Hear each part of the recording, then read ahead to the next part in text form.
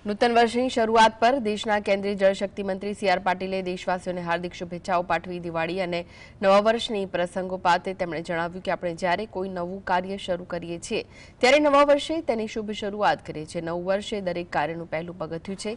મંત્રીએ વડાપ્રધાન નરેન્દ્ર મોદીના નેતૃત્વ હેઠળના વિકાસ કાર્યો પર પણ પ્રકાશ પાડ્યો। તેમણે કહ્યું કે લાલ કિલ્લા પરથી પીએમ મોદીએ જીએસટીમાં ઘટાડવાની જાહેરાત કરી હતી, જેના પરિણામે માત્ર એક દિવસમાં 1 લાખ કારોની ડિલિવરી થઈ। દિવાળીમાં વોકલ ફોર લોકલ અભિયાનને જનતાનો મોટો ટેકો મળ્યો અને આ તરફ જનજાગૃતિ વધી છે। વોકલ ફોર લોકલની વાત માનનીય પ્રધાનમંત્રી શ્રી નરેન્દ્ર મોદી સાહેબ વારંવાર કરતા આવ્યા છે।